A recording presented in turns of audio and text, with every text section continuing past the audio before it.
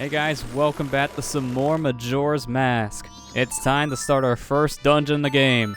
Although off screen I had to go get all those owls, you're welcome. That was a lot of hitting.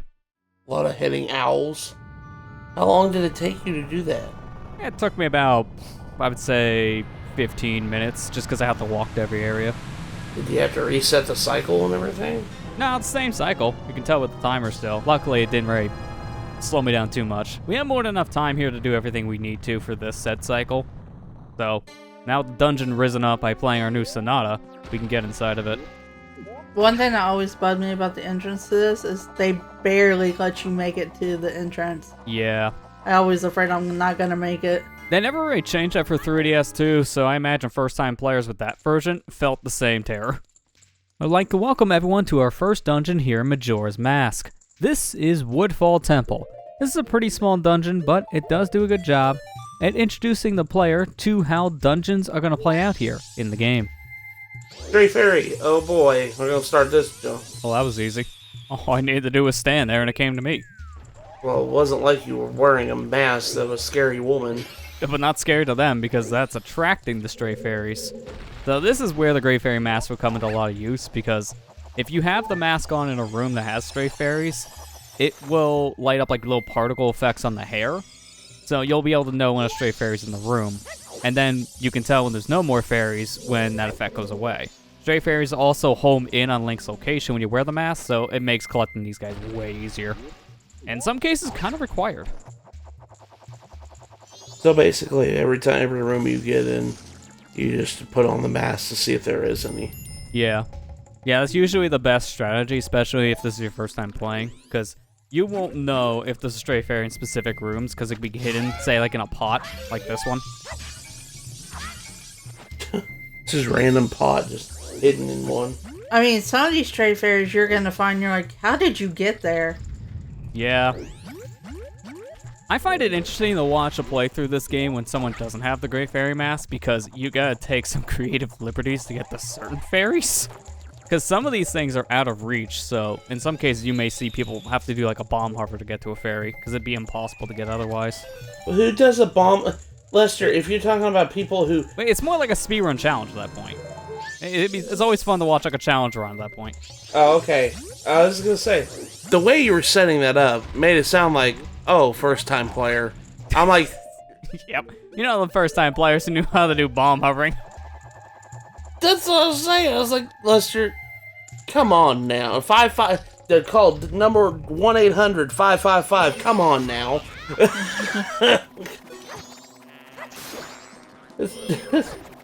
Are these the Aflac guys? Yep. These are our Aflac turtles, as we coin them. Now, you're supposed to fight these guys by burrowing into the Deku flowers and jumping up when these guys are above the flower. But I just find it easier to hit them with a bomb, because that will also flip the turtles over. I mean, you gotta go fast after all. Don't got time for that.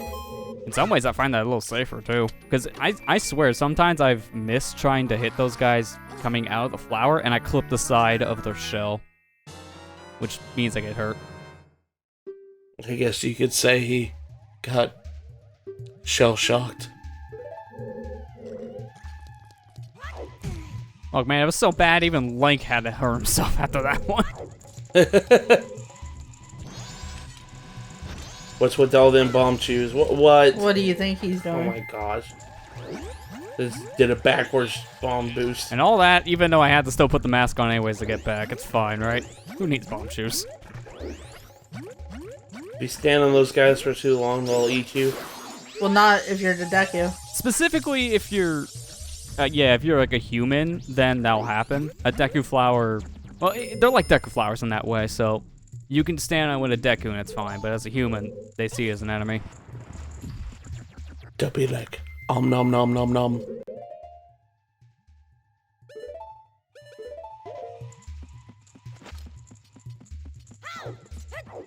Okay, I wonder if there's a stray fairy in here.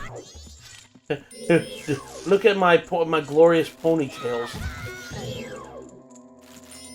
I don't understand why, but between Ocarina to Majora's Mask, they buffed these Sculptures and gave him the same spin attack Link has. These are one of the worst enemies to fight in this game now, so I would just kill him with something like a projectile or explosive.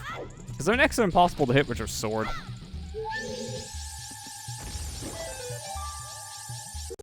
You're also not supposed to be able to get the stray fairy under the bridge now, but just put a bomb down there and it just flies to you. Can you use a bomb mask on it? Yeah, you can also use blast mask for that. Any kind of explosive would work.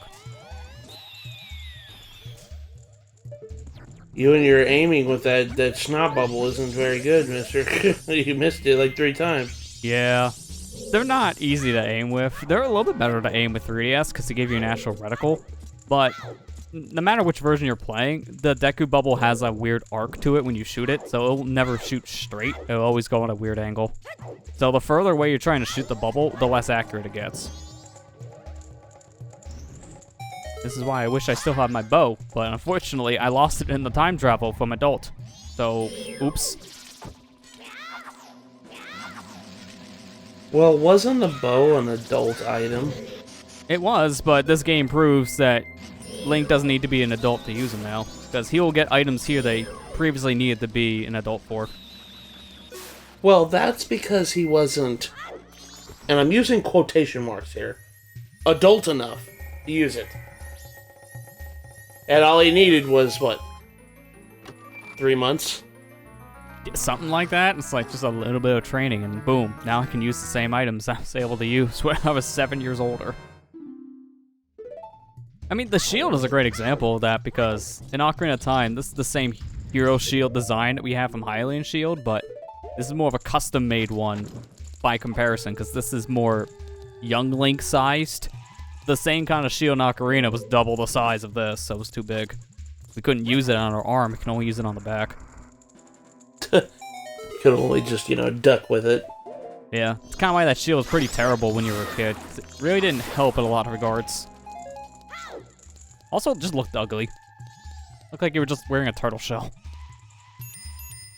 Oh, this room. I sense a lot of evil here. I mean, this place is full of monsters. Tattle. I could have told you that. Yeah, I mean, where specifically, Tattle? Every room I sense evil. Sense great evil. Oh gosh, the Ganondorf came back. And he multiplied.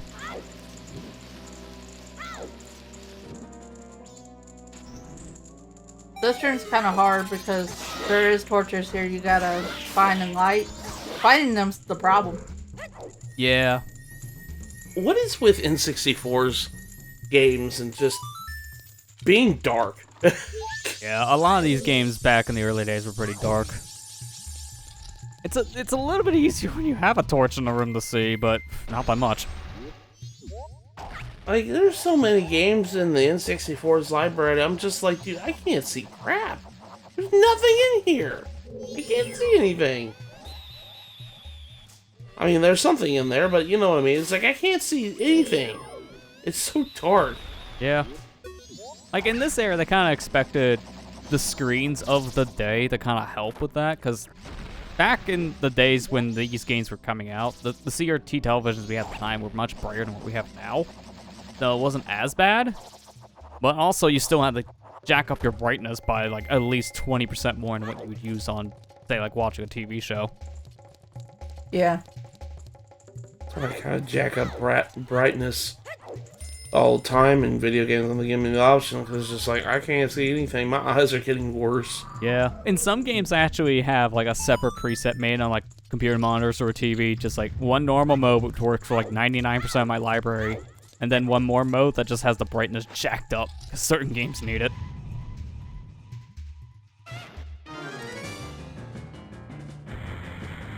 Oh, look, it's a Dinofulse. Or is that just a Lizalfos? Now you had it right. This thing is a Dinofos, so it's pretty much the same idea, except this guy spits fire.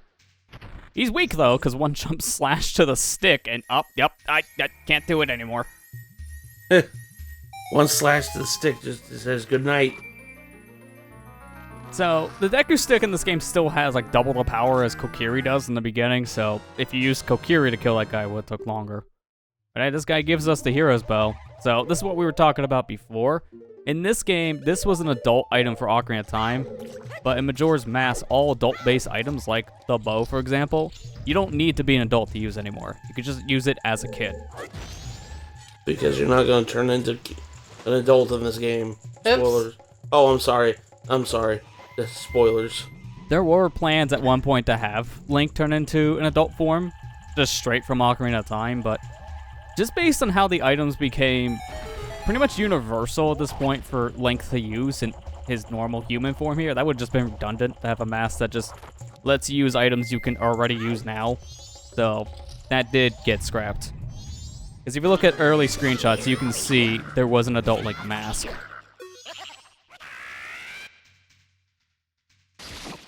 Oh gosh, this mini boss. Dude, I find this boss to be worse than the Dynafos. Yeah, this one is. Because the Dynafos really doesn't put up too much of a fight and gets killed really fast, no matter what weapons you use. This guy has a lot more health and he's harder to hit. Easier when you use bomb juice. I guess I really don't like this guy because he's related to a side quest later. This exact frog. Yeah, unfortunately, we will be seeing this guy again at some point because this quest in question we cannot do yet because we don't have the necessary items. So we will be coming back to this dungeon later just for this frog. So I remember there's a frog here after you kill the mini-boss. Yeah, just remember that you have to come back here eventually. Oh look, big chest already. Wonder what's in here. Gee, I wonder if there's something special with the special-looking chest. Boss key? Don't you mean big key? They made the boss key in this game way more grandier than any other Zelda game because it's its own separate room and a special chest that you have to beat a mini-boss in order to get to. Like, no other game really makes it that spelled out. It's like, hey, yeah, you need this to continue. Get this key. It's very important. Big key. Oh, sorry, it's boss key now. Boss key. We'll change it later to big key. Did Wind Waker have something like that? Yeah, like Earth and Wind Temple. This right here? Okay. Nice NA, right? I will say, well, besides that, besides the bad aiming, this is the thing that always bugged me when I played this, and I actually had to go look up something. Because in Ocarina of Time, you couldn't do this. What, the lock-on thing to activate a puzzle? No, I'm talking about, like, shooting your arrow through the fire torch, making a fire arrow to light another torch. Oh, yeah, you can do it in Ocarina of Time. Wait, you can? Yeah. In fact, I kind of require that in certain areas, like in Ganon's Tower. I didn't know that. I guess I always used a fire arrow there. Yeah, fire arrows were optional. Like, the only elemental arrow in that game was required was light arrows, so in rooms that required that trick, they would expect players to use Din Fire, which you needed to get, and then shoot an arrow through a torch to make it fire arrows. Oh, I mean, I played this game before I did Ocarina, but, I mean, I just didn't think this, like, shooting an arrow through the torch would have, you know, been the thing you needed to do. Yeah, they spell it out more in this game because it is a requirement to move on, while in Ocarina of Time, it's such a late game thing they kind of just expect the player to figure it out. Because there's a thing in Water Temple that's set up that way that is kind of like your tutorial of how to do it, but if you had Dins at the time, which a lot of people probably did when they first played, then they would just use that and not understand the puzzle at that point, like needing an arrow. Well, I should have known by now. I literally should have known that that was a thing because, like I said, Wind Waker was my first game and that required that. So, I mean, I should have guessed I should have realized that that was a thing. Now thinking back on it.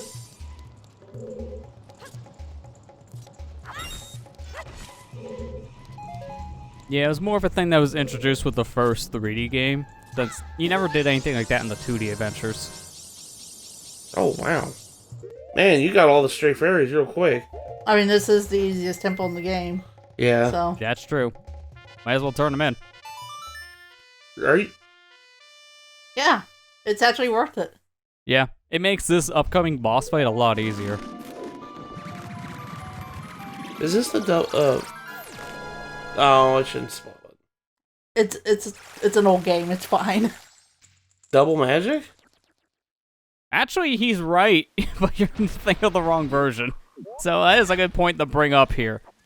when you get the stray fairies in this area, we can go to the fairy fountain over here on our left, or it's on your right if you're on 3DS. I don't know why they moved it. It's random.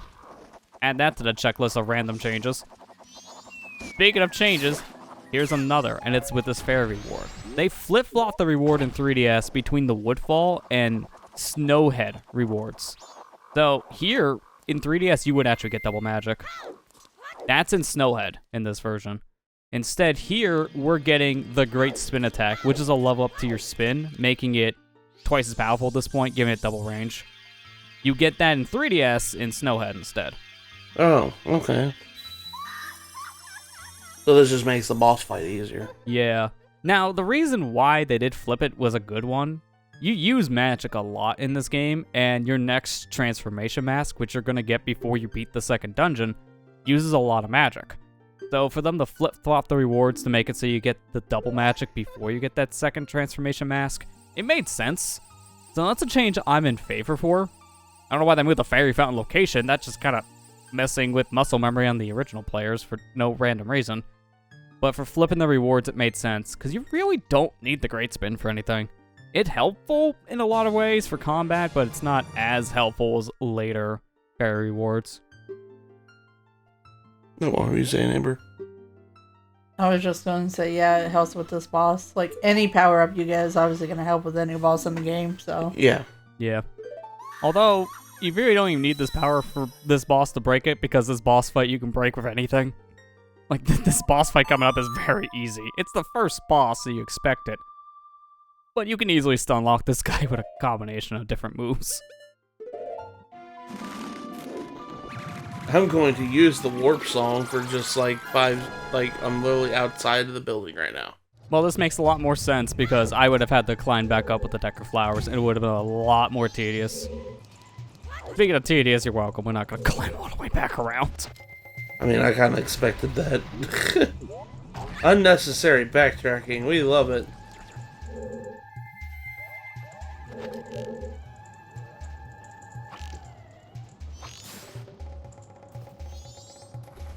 Yeah, get the dragonflies out of here because these things are a pain to fly around. They will most definitely snipe you out of the sky. Yep. And if you fall here, guess what you gotta do? Climb all the way back up? Yep, it's pretty punishing. It's a little bit better if you can fall right into the water as a Deku. But if you hit the ground beforehand, then yeah, you're gonna have to climb back up. Because if you bounce on the water 5 times and fail, you'll go back to your last location that you're on solid ground. So, yeah, make sure you don't fall on ground below instead. If you gotta fall, fall in the water. Just let yourself drown. Yeah.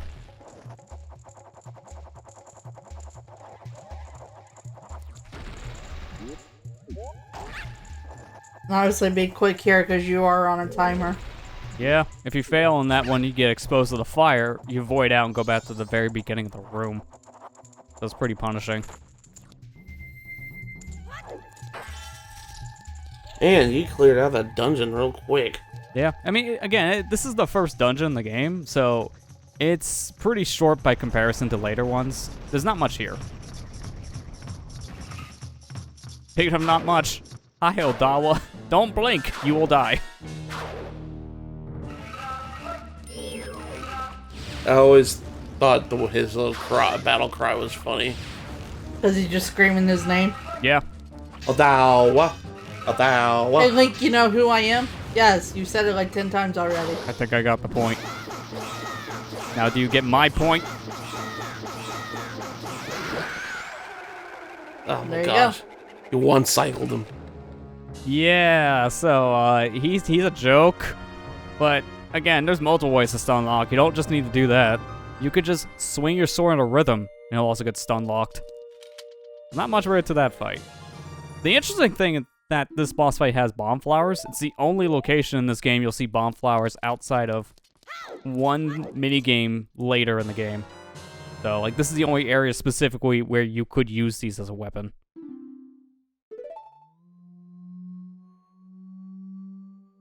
Yeah, for killing the boss, we got his said remains. So we have an Odawa mask that we're just gonna pocket because we never use it for anything. It won't transform you or anything, give you any special powers. I mean, in fact, if we wear it, we make it one cycle ourselves, so let's not. Dude, if you know, when they remade this game, they should have made it so you could wear them. That'd be like you could transform into the boss. That would have been cool. Although I don't know how well that would work because of certain limitations. Maybe give him like a special power when you wear it. All that was is you lose. It's this one-hit KO mode because of how easy he goes down. Uh-oh. The giant.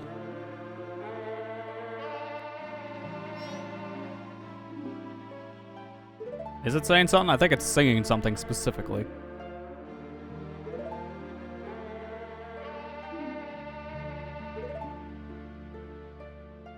Learn a song. This will be important later. As of right now, this song doesn't really have any practical use. Because the jump ahead here a bit, this guy is going to be asking us to save the other 3 giants of his kind. And then using this song, we can call the 4 giants when we need their help. Without all 4 of them saved, this song is basically useless. You will only be able to call the giants you saved, and you need all 4.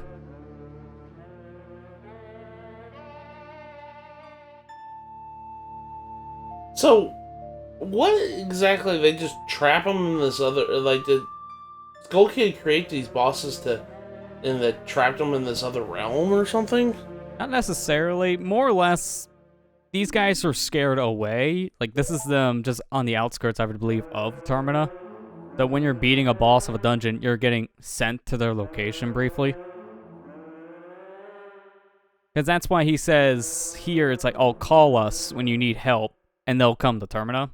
Like, they're not banished or anything. They're just not in the land currently because of the evil powers within the 4 quadrants.